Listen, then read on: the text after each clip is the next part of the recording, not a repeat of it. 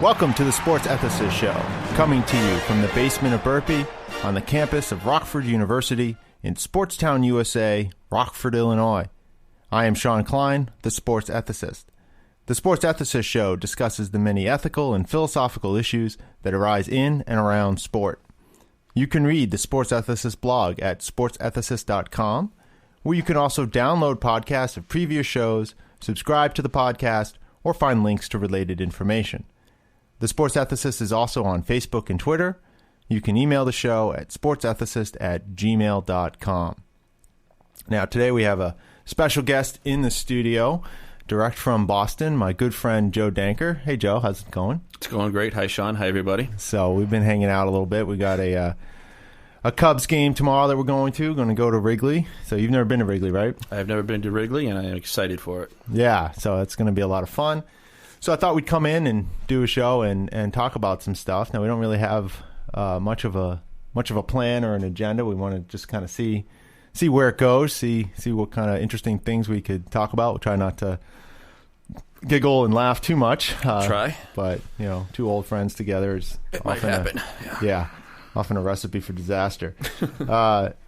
So I guess, if there's some theme to the show, probably would be Boston sports. Right? That's if we get together and we talk about sports, we're usually not talking about the latest, tennis champion LA Galaxy match or something like that, right? It's usually going to be Boston sports, and of course, the big thing right now is Red Sox back in the playoffs. Go Sox! What do you think of that? What do I think of that? Well, I think it's fantastic. It's actually an incredible turnaround. If you look at where they were a year and a half ago. Let's look back a year and a half. They had the best record in baseball in 2011, almost two-thirds of the way through. Then came the huge September collapse, which was well chronicled. Mm-hmm. And then they brought in the estimable Bobby Valentine to manage the team in 2012. Ugg is right. Why? And he, was that a mistake? Why? Well, it's my firm belief, and I think it's pretty well known, that upper management, ownership, brought Bobby Valentine in because he was a name, and ratings had taken a big drop at the end of 2011, mm-hmm. and they brought Bobby Valentine in to bring some juice, bring some sparkle, bring some bling, I guess you want to call it that, to the team. And he did. He brought a lot of attention, but boy, as far as being a manager, he left a lot to desire. And the team had their worst record in, I forget how many years, might have been 30, 40 years. Mm-hmm. They lost, they won 69 games, whatever that works out to be as far as losses. So that was their worst season in a long, long time. And Bobby Valentine made numerous mistakes pretty much from week one. He started alienating the team with poor personnel decisions. He treated some veterans like they were rookies. He made a lot of mistakes throughout the course of the season, and the results showed it. The team tuned him out, and I think pretty much by the final month of the season last year, it was a fait accompli that he was going to be let go, and ownership wasted no time in letting him go. Right. I believe it was the day after the final game. I believe it was even the morning after. I recall there was this big breakfast between ownership and Bobby Valentine mm-hmm. at one of their mansions out in a Boston suburb, and he was summarily dismissed. Great move getting rid of him.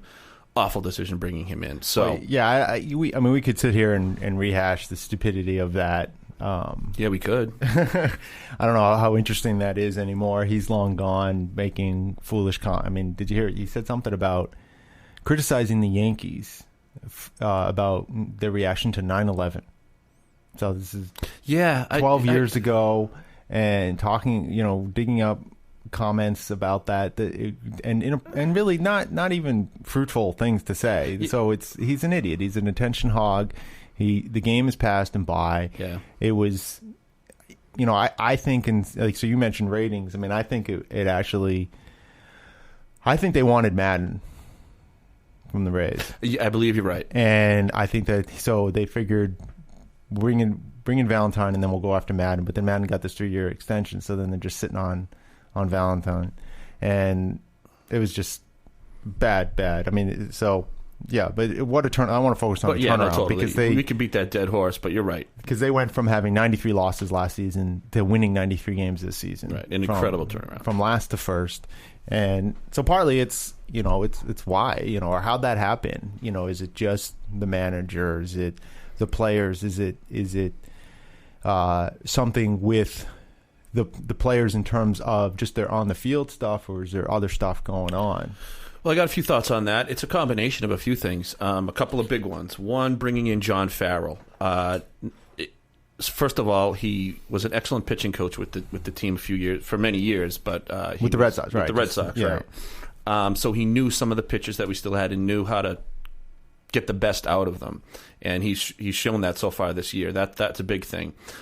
Bringing in John Farrell also brought in a more professional approach to the position, which was, I believe, in complete contrast to how Bobby Valentine approached the position. Yeah. So the team saw throwing players under the bus. I mean, the whole thing with Euclid and then forcing Euclid out of town. Ridiculous. I mean, Euclid is probably done. I mean, he's one of my favorite players. Yeah, but still, you don't. But they didn't need to push him out of town like that in the way he did, and bringing all that on the front. Yeah, and Farrell's got like Francona had. He always had his players back. He doesn't air things on. And he learned from Francona. Remember that as well. Oh yeah.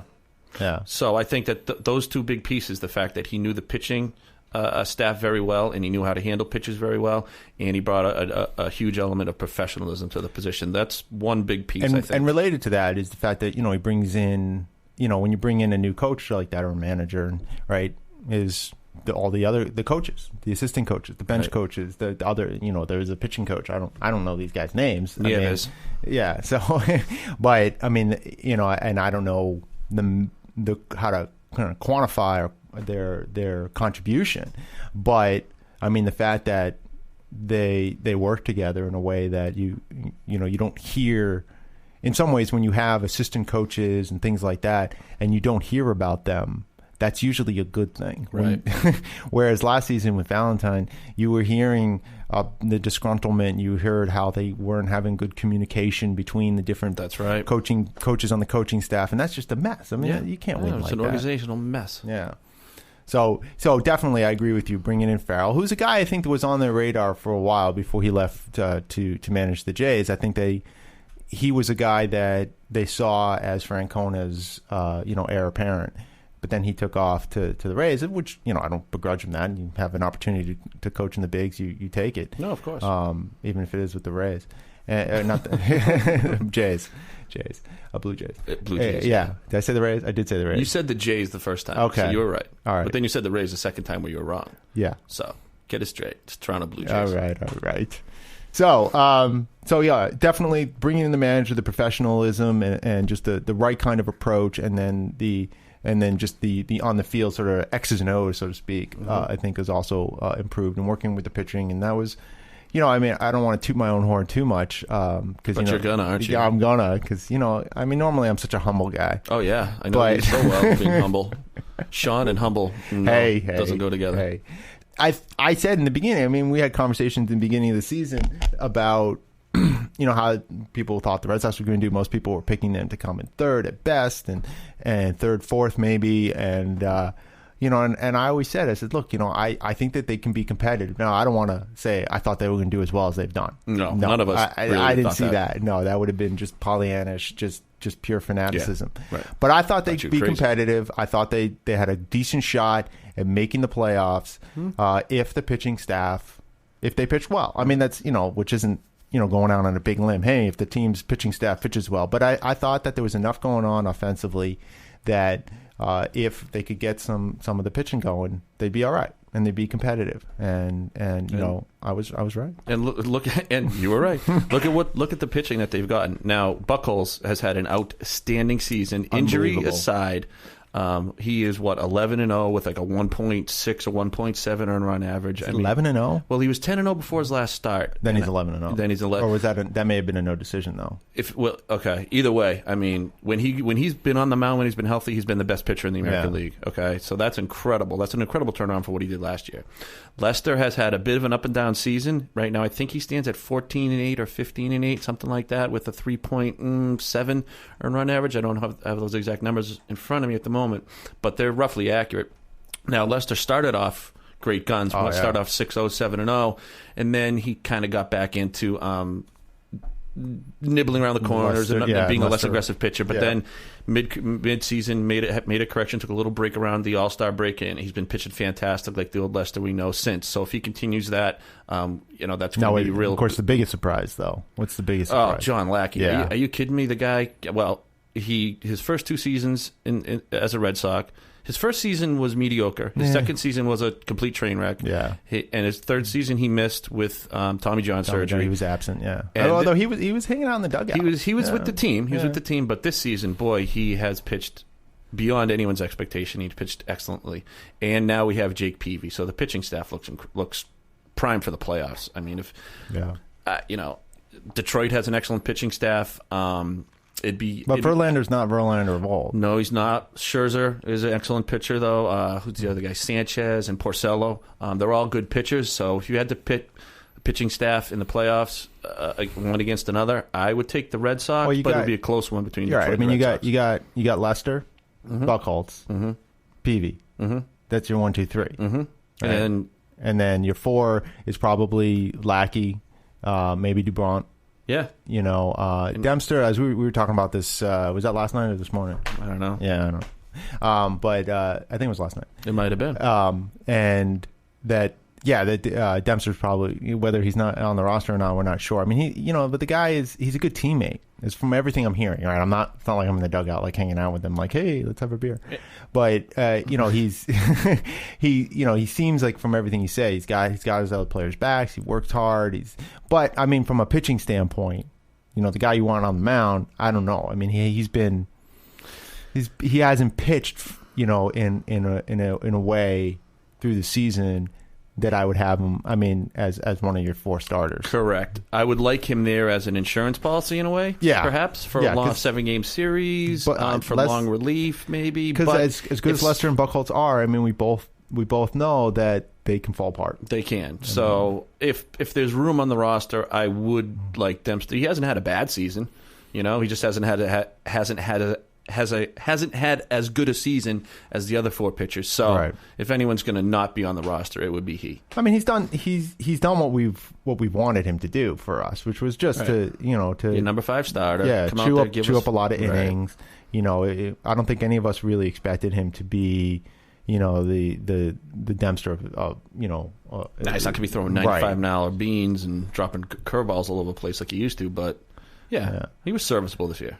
Yeah, definitely. So that's a pretty solid 4. That's a great 4. So I mean that you feel good about that, particularly if Buchholz is healthy. I mean, even on his last outing, I think he's still only they had him on a pitch count, and I mean he won they won the game, which is ultimately what you want. I don't know how good he looked in terms of his command was a bit off. Yeah. Yes. So I mean that's.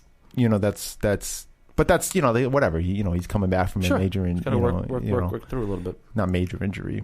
We're not even sure what it was. But it kept him out long enough that we'll call it major, I guess. Yeah. But he's had great season. I mean, it's phenomenal pitcher when he's out there, man. You can't put too much into win-loss records of a pitcher because so much. I mean, like Lackey doesn't have a great win-loss record because he has had poor no run support. Yeah.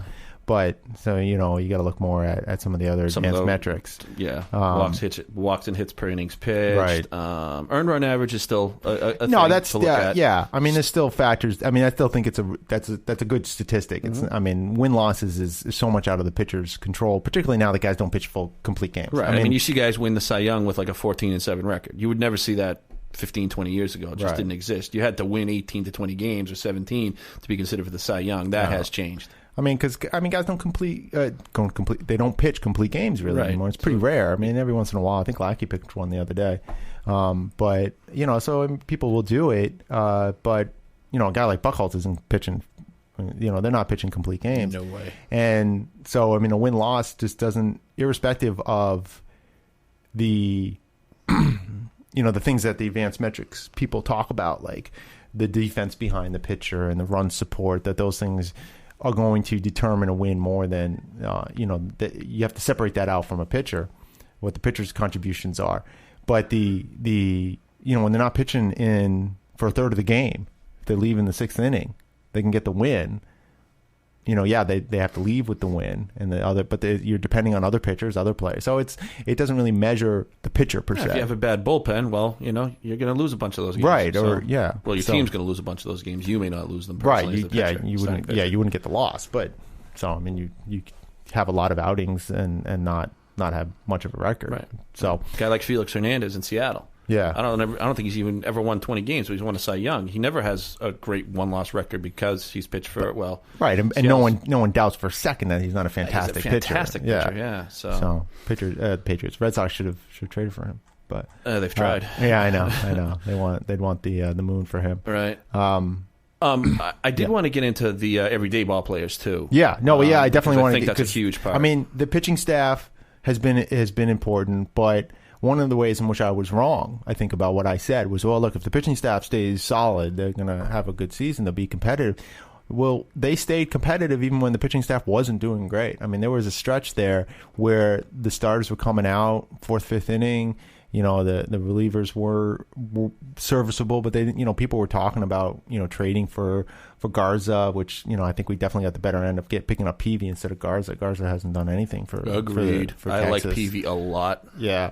But people talking about other pitchers we could have gone after and so on, and just so much concern about that. I mean, I think which takes us to Ben Cherington and what he's done, but that's a harder thing to evaluate from afar. But I mean, he's brought in some good guys. He's brought in some good guys.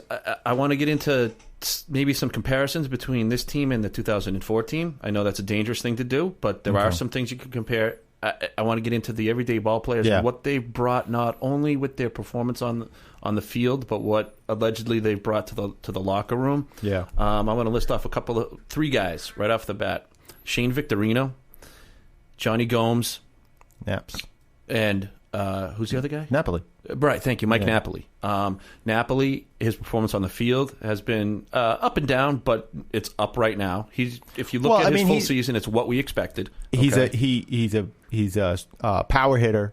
He's going to strike out a lot, and he's going to go through streaks, and which he's going to go through streaks, and but that's fine. I mean, if he's going to hit for power and he gets home runs and doubles and stuff like that, then you're going to live with the strikeouts. It's when he's not hitting those and he's still getting struck out that you start to get worried. But I mean that's what you whatever that phrase is, you take the good with the bad. Take the good with the bad. Yeah. How awesome has Shane Victorino been as a ball player and a clubhouse presence?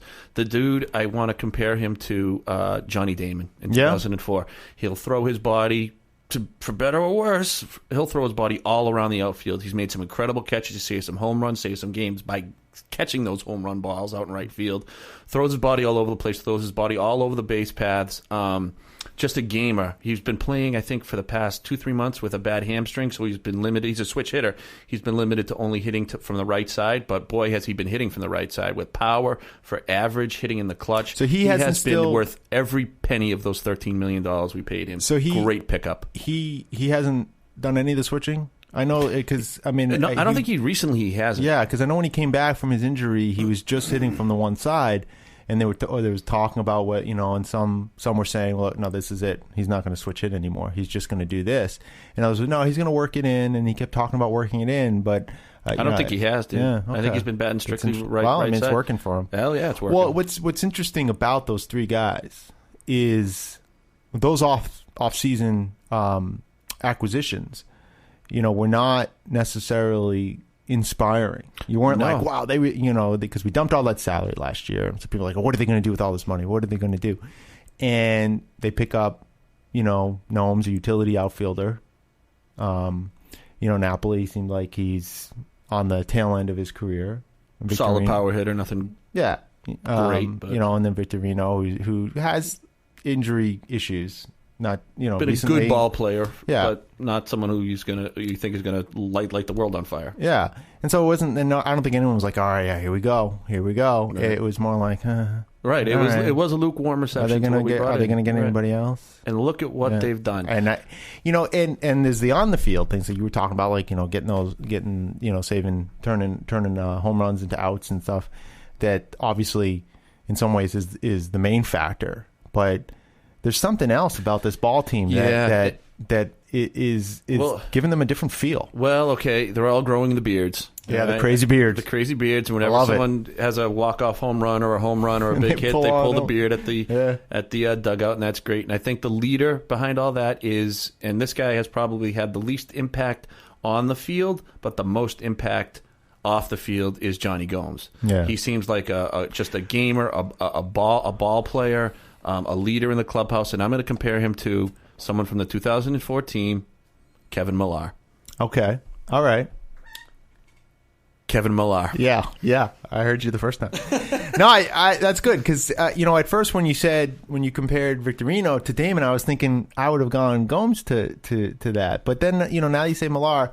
Yeah, Millar was much more the emotional leader of that team. I mean, Damon was just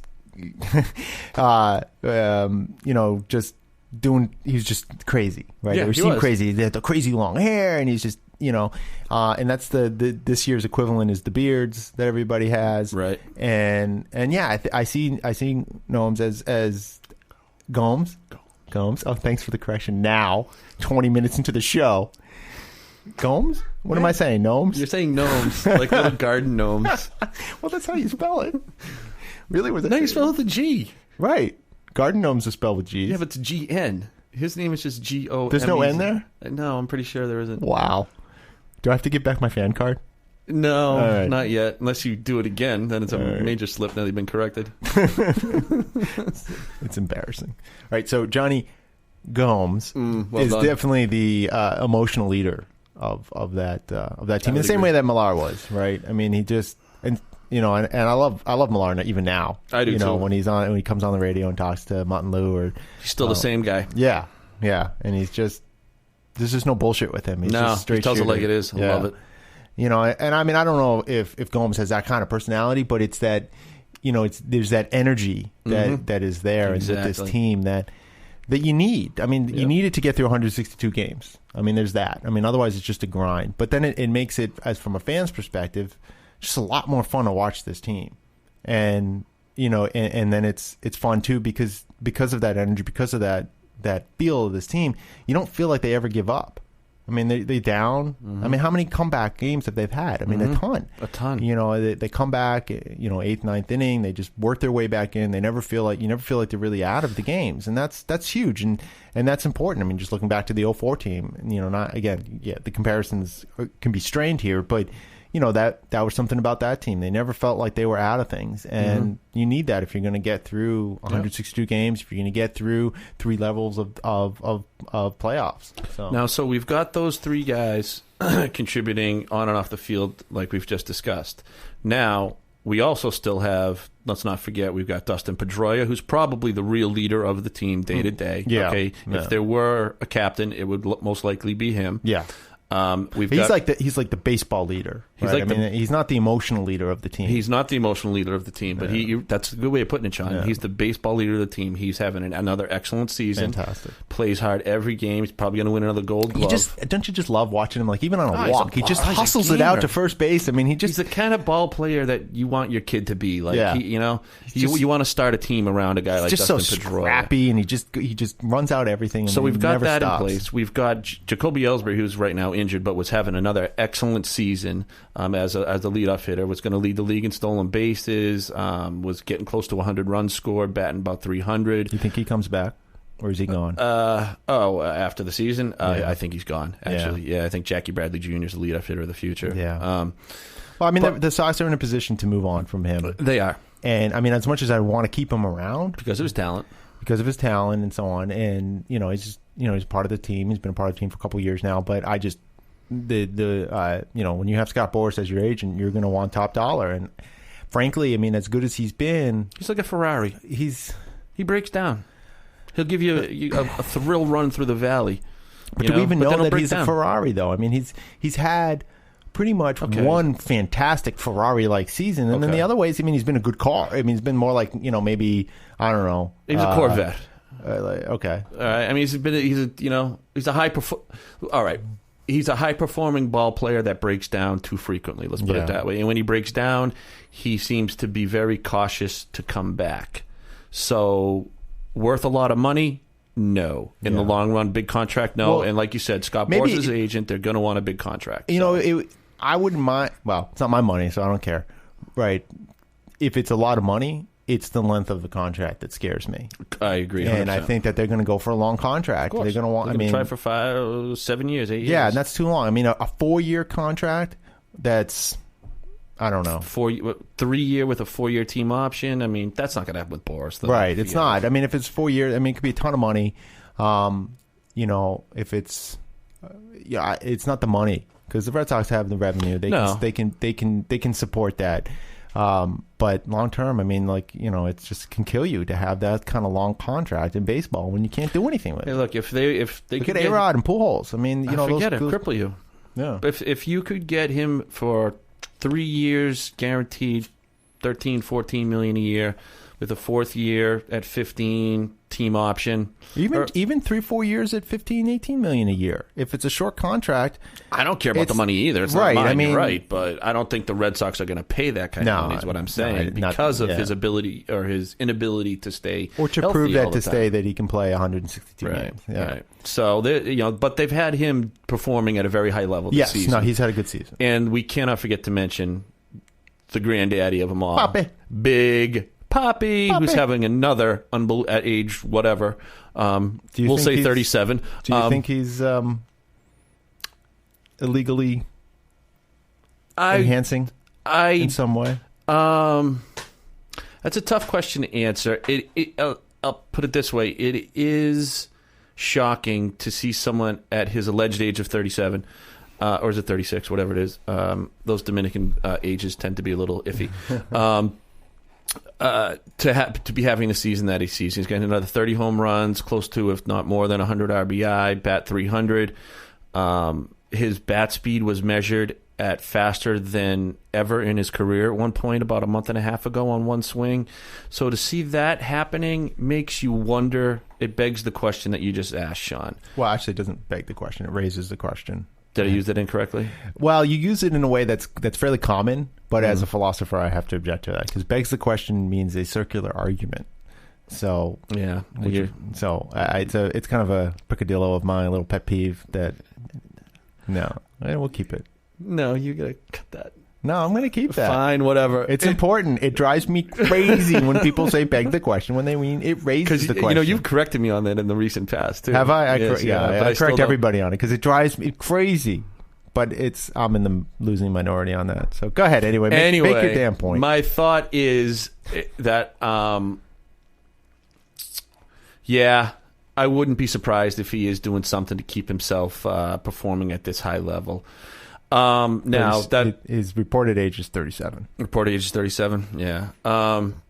For a guy who's, let's just say he's 37, who's performing like this, that brings us in better shape than he was a couple years ago. And I've met the man in person, and he's in great shape. Okay, I met him outside of the baseball diamond. Delivering him pizzas. Well, okay, Sean, if we have to get into it. Yes, I delivered pizzas for a little while. I wasn't even referring to that. It's just that you're delivering him pizzas. He's in shape. You know, he's eating pizza. Oh, okay. That's what I was getting Well, I delivered pizzas to his house, met him personally, shook his hand. He's a great guy to talk to, but he was in great shape when I saw him. Yeah. So he is keeping himself in great shape, whether it's artificial or natural. I don't know. No one knows, but it does make one suspicious, and I am suspicious. So that's a whole other topic, whether or not I care.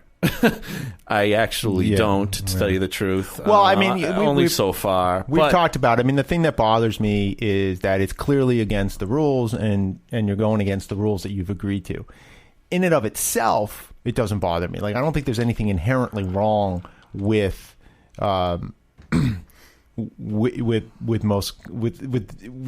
working out with enhancers like that, using those things to improve your workout, your performance. No, where do you draw the line? What's an enhancer? What is an enhancer? Yeah, that's a whole other taking an show. Ibuprofen like I took this morning, enhancing me. I don't know. Right? What's the big deal? I mean, that's part of my concern. But it is clearly against the rules, and then once it's against the rules, now you're taking an exception to yourself to do that, and to me, that is the objectionable thing about it. And so that would taint it for me if it comes out that he positively did it.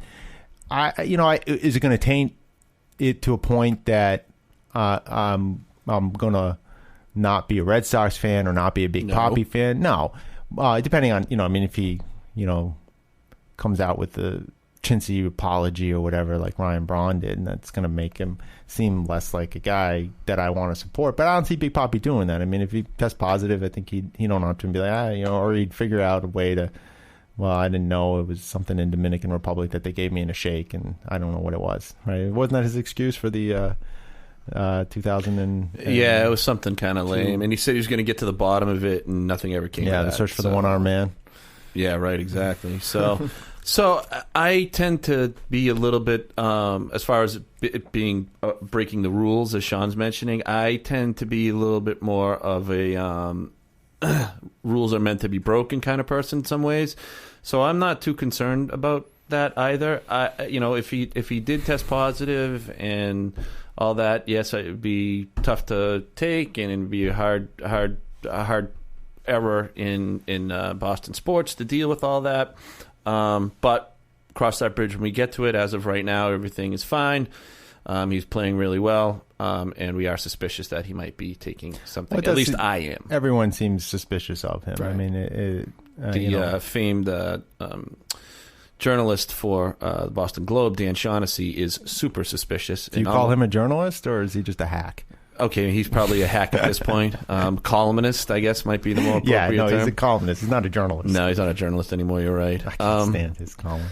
Every time he seems to get a little dig in on Papi about the performance enhancing drug issue every time he can. So he seems to think he is. But you know what? Look, although Shaughnessy's in a long history of that kind of Boston reporter. I mean, if I told you I'm reading that biography about Ted Williams, and I mean there was just reporters that would just always just needle Williams all the time, and other players too, and I don't get that. I guess New York probably is like that a little bit, but other cities don't. Maybe Philly too. I don't know. Yeah, I don't know. I don't know if Philly's like that, but I don't think any.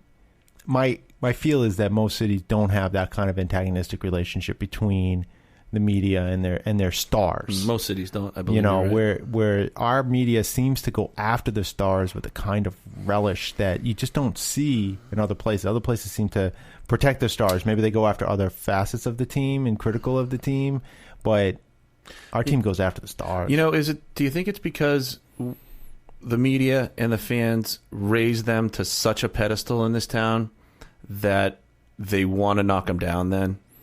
It could be. I mean, that's always a part of... It's kind of a human nature thing. Well, it's certainly it's something. It's an ugly facet of our culture that we raise people up and then we routinely do it, and then we try to rip them down, and I hate that.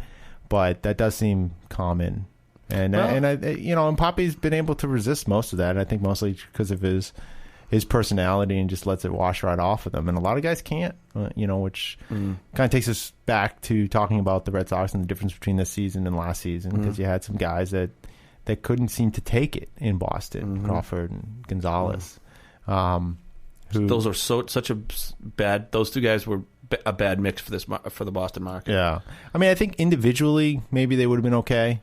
I think Gonzalez would have been okay. He's an okay guy and a really good hitter. But I think he would have done okay if we had just signed him and we didn't go out and get Crawford, because we didn't need Crawford. Didn't really. No, that was the signing that just made no sense. Yeah. He didn't fit in the lineup anywhere. He didn't fit in the town. He just... Yeah, and then he felt the pressure to live up to that contract. He felt the pressure to live up to the huge contract. Which was an insane contract because the Red Sox outbid themselves. I know. So, it was just crazy. And to this day, he is still, talking about how the Boston media made life miserable for him. Yeah. If I recall correctly, and you know what? I do recall correctly, the Boston media was easier on him than anybody. Well, we wanted him to succeed. We wanted him to do well. We knew he was talented. Yeah. We knew he was... In fact, we kind of sensed that he was a little bit soft. Yeah. So I think the media went a little easy on him.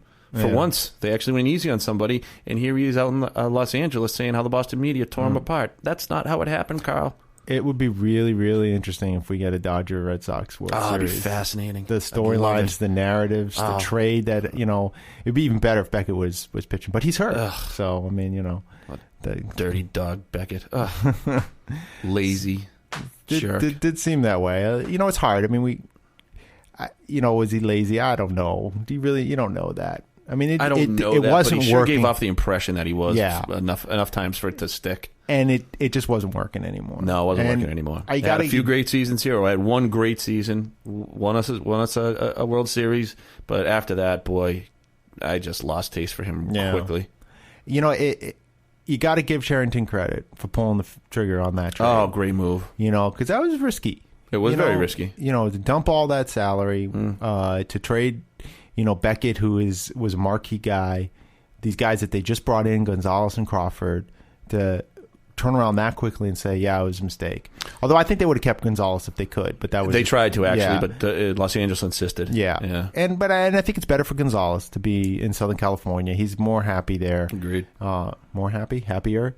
And it's just, I think it's a better mix for him. Yeah. But it's going to be interesting if we get that. I mean, we smoked those Dodgers. Oh, that would be good. That would be good. I mean, we went out. We took care of them when we went out there. Yeah. Now we didn't face Kershaw and Greinke. Right. So that scares me a little to have to face them. But because those dudes are nasty. They are. Kershaw and Greinke are nasty, especially Kershaw. Okay, but I want to ask you this, Shawn, about the Red Sox. Right now they have 93 wins, right? Mm-hmm. And they've clinched a playoff spot. They've clinched a playoff. They can clinch. The division. So we're recording this on a Friday. This will probably run Monday. So by the time it runs, we better have clinched the division because we need one win or a Rays loss. 2 questions I'm going to ask you to predict. Will the Red Sox win 100 games this year? And will they win the World Series this year? Will they win 100 games? If they win 100 games, it'll be the first time since like 1946 that the Red Sox have won 100 games. Well, I mean So how many games are left? I'm not really sure. Somewhere around 10, maybe a little less. So it's 154 games they've played so far. Did I get that right? Yeah. It's 162 games. So there's 162. So they got 9 games left. 8. If they played 154, so they got 8. Yes. 55, 60, yes. 70, 8. I could do math. They'd have to win. They'd have to go 7-1 to win 100 games. To win 100. Yeah, I don't think that's going to happen. Yeah, I agree. Because once they clinch, they're going to start to. That's right.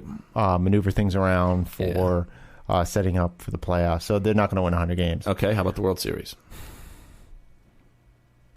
I just can't say it one way or the other. Okay. Because I don't want to jinx it. Oh, come on, man! I don't want to jinx do that. And I'm too much of a fan, man. I want them to win. I can't. Come on. I can't put Here it on Rockford College Radio, Shawn. Make your prediction. Are the Red Sox going to win the World Series or not this year? Do they have what it takes to win the World Series? They remind us all of the 2004 team, albeit not quite as talented. But they got all those other intangibles that the 2004 team did. They've got the pitching. I don't. In my heart of hearts, I got to say no. Okay, Shawn, because I'm going to agree. I don't think they're going to win it either. Yeah. I'll tell you why. Why? I don't think this team I just want to cry right now, having admitted that. Hey, listen, I hope they win too. Believe me, I'm a fan. But my big concern about this team is that they're not battle tested.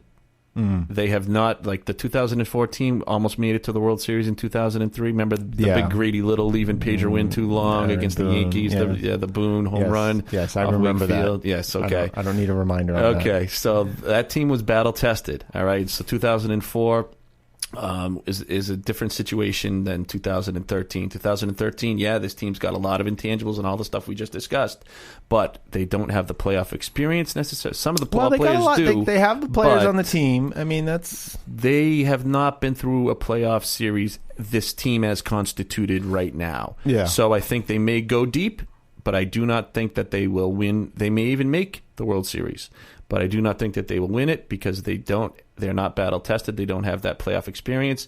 I think if they keep this team together and they have another good regular season next year, that'll be their year. I think if we go to the World Series, we win. Okay. I mean, but I think. Well, who in the AL is going to beat us, man? I mean, Detroit, Texas, Yankees. I don't know. Cleveland. Come on. All right, look. All right, I sound like I'm being contradictory here. Any one of those teams could beat us. Yeah, no. But I don't think we're going to win the World Series. I think.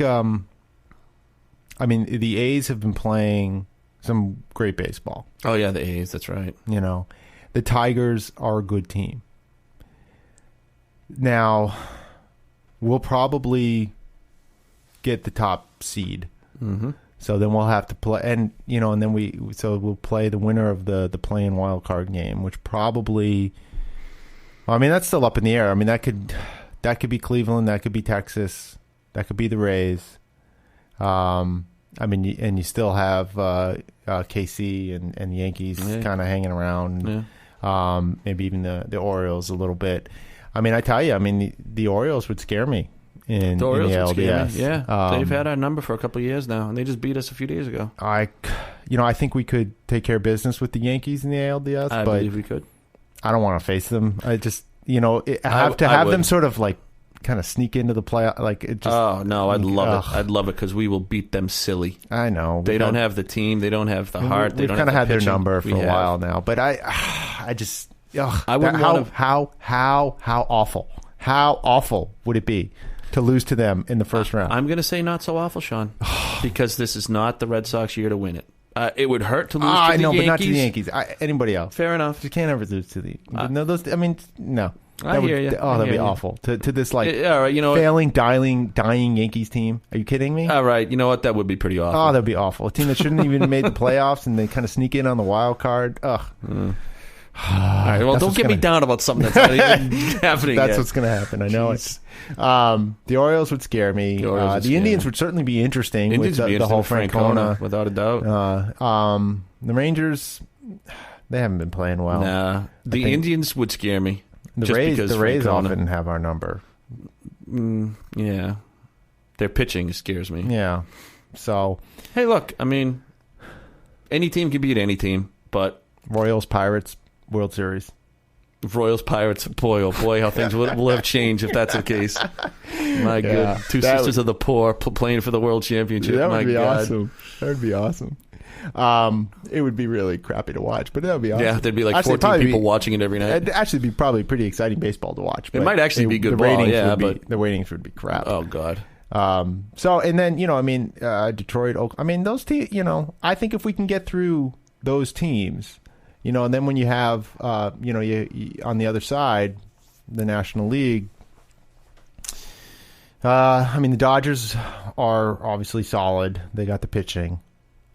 I feel confident because of what we did to them when we played them. As do I. We can certainly play with them. And the Cardinals are a good team.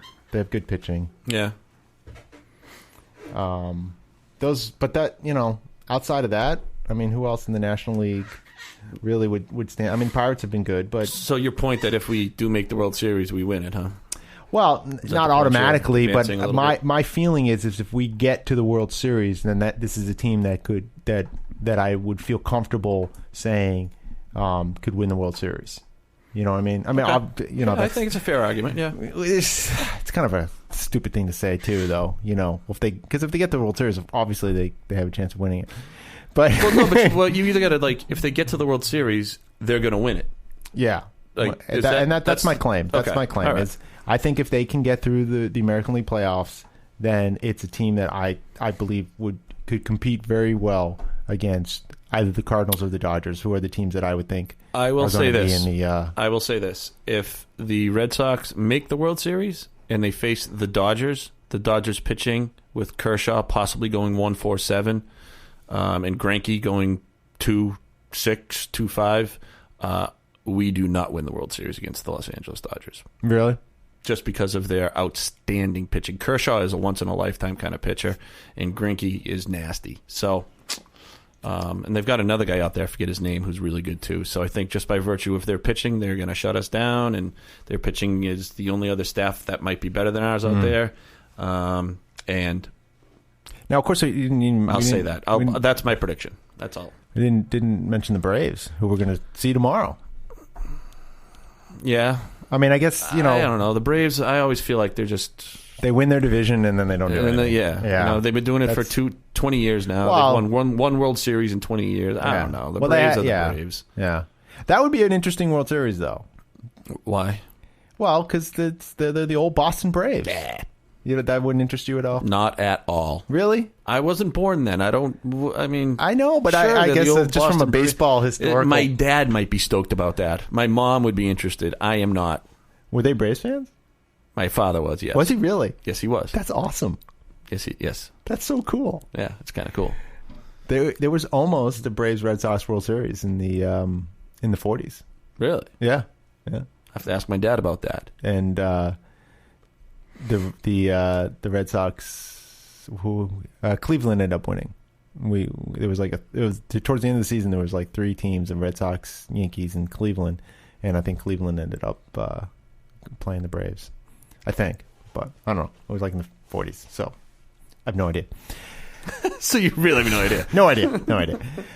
Yeah, so I do in the National League. I do think it will be the Cardinals or the Dodgers. Okay. And I feel like we could beat either. I mean, I know what you're saying about Kershaw and all that, but nasty. Yeah, but you always have to add a point to their ERA in the National League. So, I don't know if that really changes anything or has any effect on my argument whatsoever.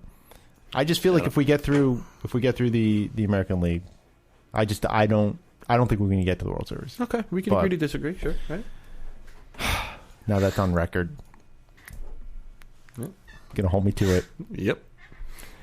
All right. If we play St. Louis, we beat them. Okay. If we play the Dodgers in the World Series, we don't beat them. Boom. That's where you're going. That's my case. All right.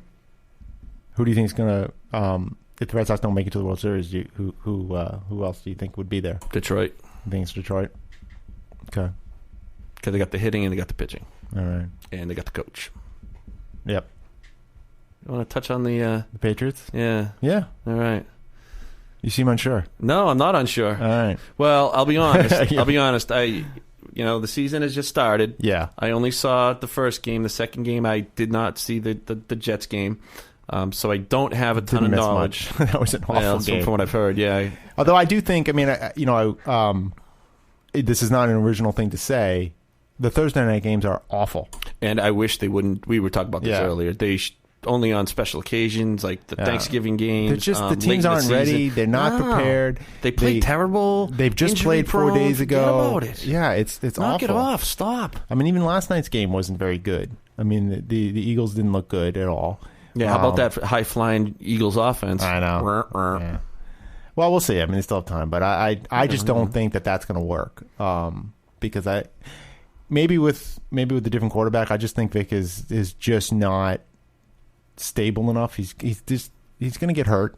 He's going to throw a lot of picks. Yep. And a high-flying offense, they need to score every time they get the ball because they move so quickly. And I think when they turn the ball over like that, they're not going to score, obviously. And then they're all out of sync. And I think we saw that last night with KC. Yeah. All right. How about this? Let me start. Can I start this one off about the Patriots with a prediction? Okay. What do you think the Patriots' regular season record will be? I will not ask about Super Bowl and all that. It's way too early. But what do you think regular season record Patriots? 12-4. Wow. You're basing 12-4 on what? I like that number. You like that number? I'm going 10-6. Yeah, to tell you the truth. Yeah, just because of the struggles they're going to face getting this offense together with these rookies, getting Gronk back in.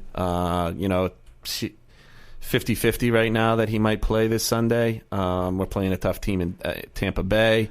Well, and even if Tampa Bay, I don't know how tough they are. Yeah, they're not. What worries me is further down the pike.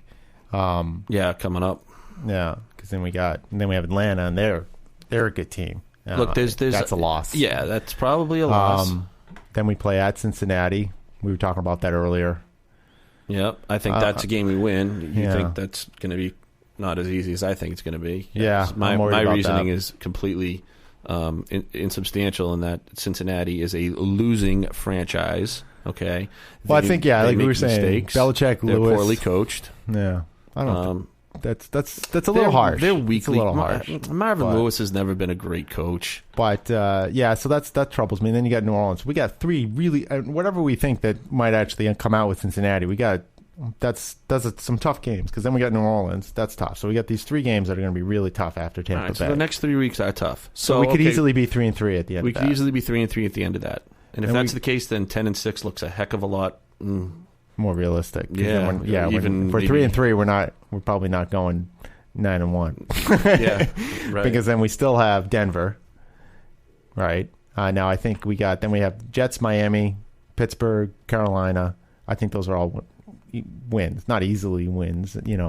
Carolina and Pittsburgh are scrappy teams. Miami is scrappy. They always play us tough. Miami could grab a game. Yeah. Then we got Denver and Houston. Houston, I think we beat Houston, lose to Denver. Yeah. Cleveland is a win. Miami, call that a win. Play at Baltimore.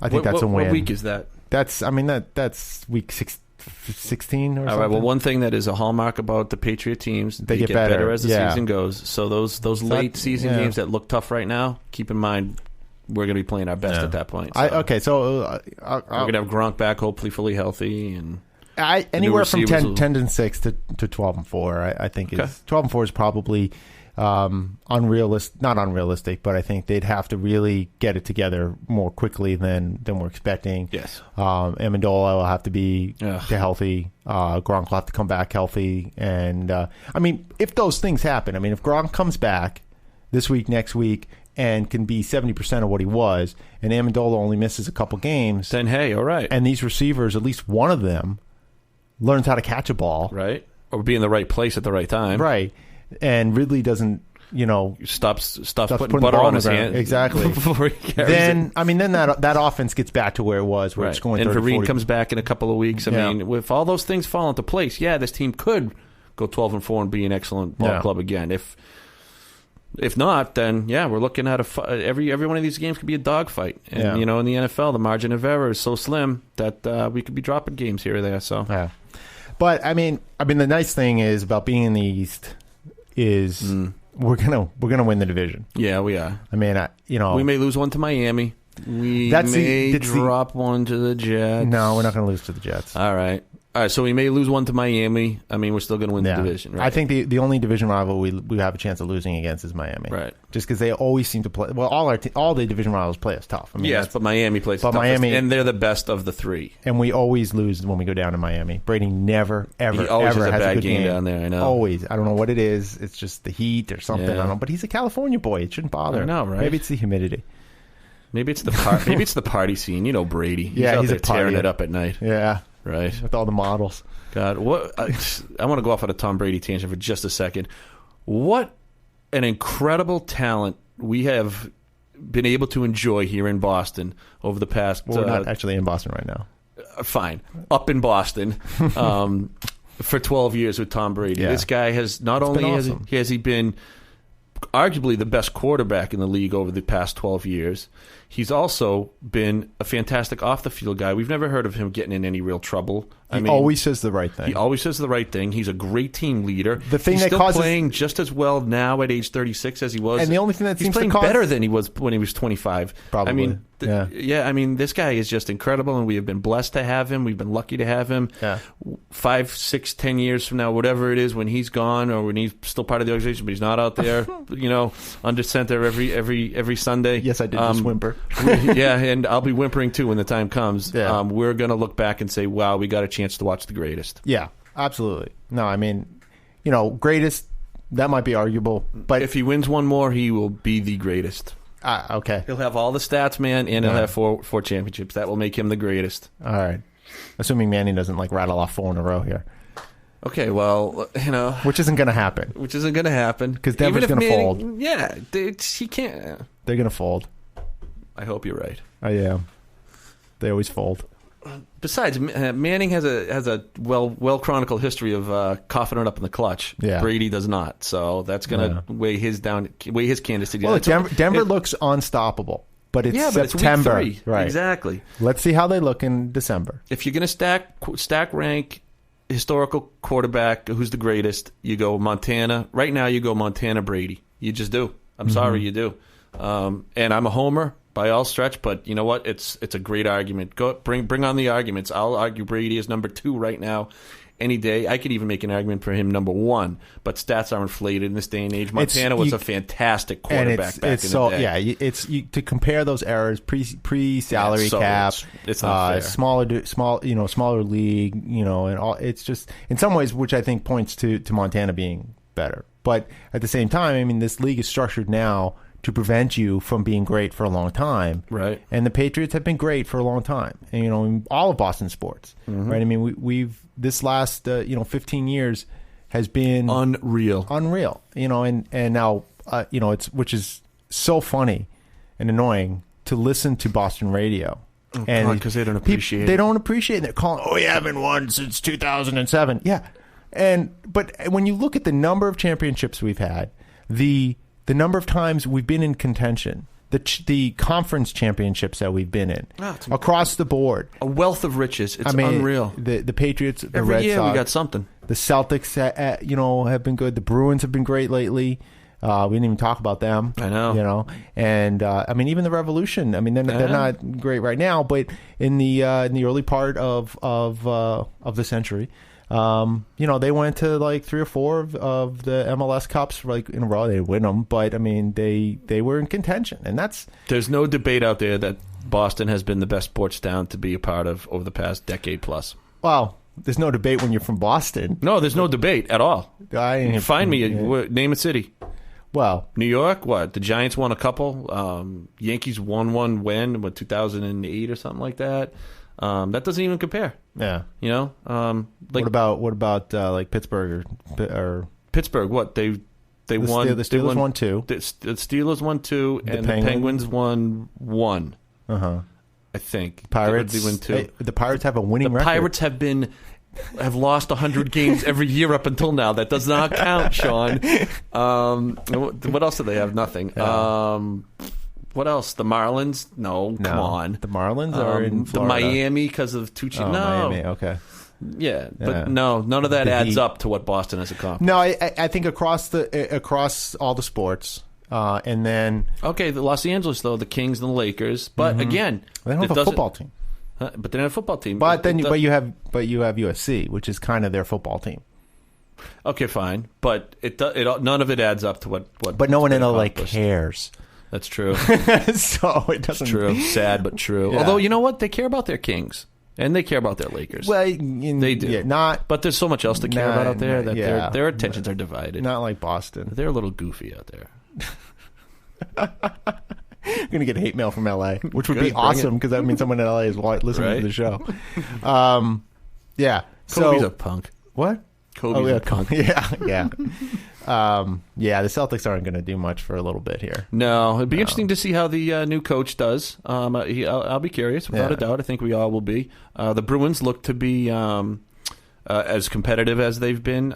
Came close last year. Thought they were going to win last year, but the Blackhawks were the better team. Yeah. Kudos to them. A fantastic series, though. What a great series. Oh, my God. Awesome. Heartbreaker. It was. But the Bruins retooled. They got rid of a couple of players that, they got rid of one player that they didn't want to. Got rid of one player that they needed to get rid of, Tyler Seguin. And they got a real good, solid professional in return. Okay. And I think that they are definitely and they brought in Iginla. So I think that they are really primed to have another great season and compete deep into the playoffs. Yeah. So I'm optimistic about the Bruins this year. Tuca's good. Tuca's solid. If he stays solid. Tuca's more than good. Tuca's really good. So I think that the Bruins will have a very good run at it again this year. So Revolution. I can't comment too much on them. I just don't follow it much. Yeah, I can't really either. Liverpool look well suited. Do they? Yeah. What do they play again? They play football. Oh, right, football, soccer, as we call soccer. No, but they're looking pretty good in the Premier League. They think they're top of the table. Oh yeah, I know it's good table. Yeah. I know that. I'm familiar with that. You like that? Yeah. So. Yeah, no, that's good. So, and they're sort of like an honorary Boston team. So right, because they're owned by the Red Sox ownership group. Yeah. Right. So so we are gonna need to cut some stuff out. Okay. So we're out of time. Was this fun? Did you like being in the studio? I had a great chat with you, Sean. This was a lot of fun, man. I wish we could do this more often. Yeah, you should come out more. Yeah, maybe I will. To lovely Rockford. Yeah. All right. This has been the Sports Ethicist Show. You can find us at sportsethicist.com on Facebook and Twitter. and you can email the show at sportsethicist@gmail.com. We'd love to hear from you. Thanks for listening.